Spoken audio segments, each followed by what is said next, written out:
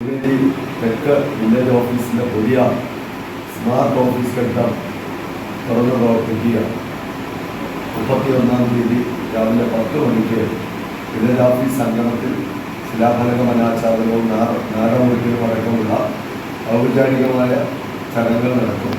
അതിനുശേഷം പരീക്ഷകളിൽ വിപുലമായ ഉദ്ഘാടന സമ്മേളനം.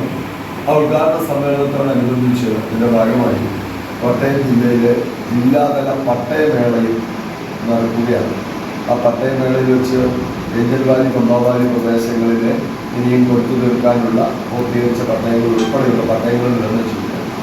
ബഹുമാനപ്പെട്ട റവന്യൂ വകുപ്പ് മന്ത്രി ഭവന നിർമ്മാണ വകുപ്പ് മന്ത്രി ശ്രീ കെ രാജൻ അവരുകൾ ഓൺലൈനായിട്ടാണ് സ്മാർട്ട് വില്ലേജ് ഓഫീസിൻ്റെ ഉദ്ഘാടനവും അതോടൊപ്പം പട്ടയമേളയും ഉദ്ഘാടനം ചെയ്യുക. കുഞ്ഞാർ MLA എന്നുള്ള നിലയിൽ ഞാൻ ചടങ്ങിൽ അധ്യക്ഷത വഹിക്കും. പത്തനംതിട്ട MP ശ്രീ ആന്റോ ആന്റണി ചടങ്ങിൽ മുഖ്യ പ്രഭാഷണം നടത്തും. അതുപോലെ തന്നെ കോട്ടയം ജില്ലാ കളക്ടർ ശ്രീ ജഗൻകുമാർ മീണ IAS സ്വാഗതം ആശംസിക്കും.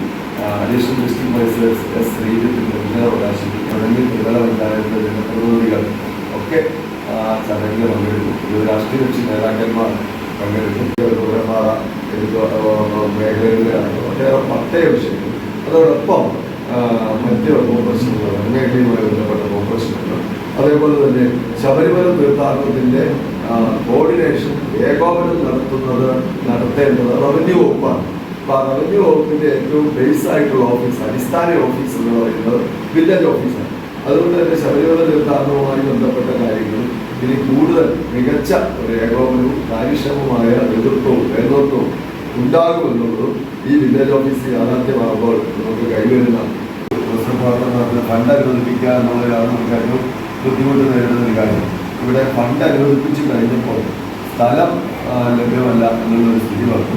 മുമ്പ് വില്ലേജ് ഓഫീസ് പ്രവർത്തിച്ചിരുന്ന തിരുമേനി ബസ് സ്റ്റാൻഡിന് സമീപത്തുള്ള സ്ഥലം പരിശോധിച്ചപ്പോൾ അവിടെ പുതിയ കെട്ടിടം നിർമ്മിക്കാൻ ഒരു നിലയിലും അനുയോജ്യമല്ല.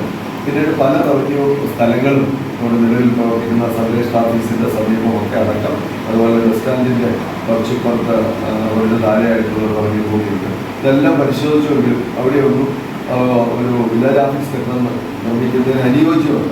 ആ സന്ദർഭത്തിലാണ് നമ്മളിപ്പോൾ ഈ സമ്മേളനം കൂടി നടത്തുന്നത്. പൊതുമരാമത്ത് വകുപ്പ് റെസ്റ്റ് ഹൗസിൻ്റെ കോമ്പൗണ്ടിൽ ഏകദേശം 1 ഏക്കറോളം സ്ഥലമുണ്ടെന്ന് മനസ്സിലാക്കിയപ്പോൾ അത് പൊതുമരാമത്ത് വകുപ്പിൽ നിന്നും അതിൽ നിന്നും 10 സെന്റ് സ്ഥലം വിട്ടു നൽകാൻ ഞാൻ ബഹുമാനപ്പെട്ട പൊതുമരാമത്ത് മന്ത്രിക്ക് റിക്വസ്റ്റ് കൊടുക്കുകയും അതേ തുടർന്ന് നടത്തിയ ചർച്ചകളുടെയും ആവശ്യങ്ങൾ ഉന്നയിച്ച് പൊതുമരാമത്ത് വകുപ്പിൽ നിന്നും വിട്ടുകിട്ടി കോട്ടയം ജില്ലാ കളക്ടർ, അന്നത്തെ ജില്ലാ കളക്ടർ ഡോക്ടർ PK ജയശ്രീ IASന്റെ ഭൂമി വില്ലേജ് ഓഫീസിന് വേണ്ടി നീക്കി വെച്ചുകൊണ്ട് ഉത്തരവിൽ വെളിച്ചത്തിലാണ് അനുവദിക്കപ്പെട്ട 50 ലക്ഷം രൂപ വിനിയോഗിച്ച് വില്ലേജ് ഓഫീസിന്റെ നിർമ്മാണം ആരംഭിച്ചത്.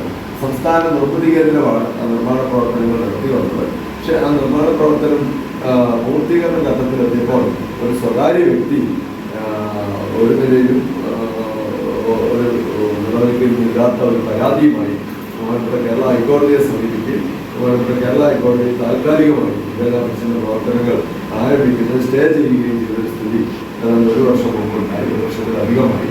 തുടർന്ന് വളരെ ശ്രമകരമായ ദൗത്യങ്ങൾ നിർവഹിച്ച് ഈ വസ്തു ഗവൺമെന്റിൽ പൂർണ്ണമായും നിക്ഷിപ്തമായ കാണുന്നു. ഏതെങ്കിലും അവകാശങ്ങൾ ഇതിന്മേലില്ലായിരുന്നു. കേരള ഹൈക്കോടതിയെ ബോധ്യപ്പെടുത്തി അനുകൂലമായ ഒരു വിധി സമ്പാദിച്ചാണ് ഇപ്പോൾ വില്ലേജ് ഓഫീസ് തുറക്കുന്നതിന് സജ്ജമാക്കിയിട്ടുണ്ട്. ഇപ്പോൾ ഫണ്ട് അനുവദിക്കുന്നതിനും പിന്നെ സ്ഥലം കണ്ടെത്തുന്നതിനും തുടർന്ന് അനാവശ്യമായി കൊടുക്കപ്പെട്ട ഒരു വ്യവഹാരത്തിൻ്റെ പേരിലുമൊക്കെ വളരെയേറെ ബുദ്ധിമുട്ടുകൾ, പ്രതിസന്ധികൾ അതിജീവിച്ച ഒരു വികസന പ്രവർത്തനമാണ് ഇതിൻ്റെ സ്മാർട്ട് വില്ലേജ് ഓഫീസിൻ്റെ വികസന പ്രവർത്തനം. അപ്പോൾ അത് യാഥാർത്ഥ്യമാക്കാൻ കഴിഞ്ഞതിൽ MLA എന്നുള്ളതിൽ എനിക്ക് വലിയ സന്തോഷവും അഭിമാനവുമാണ് ഉള്ളത്.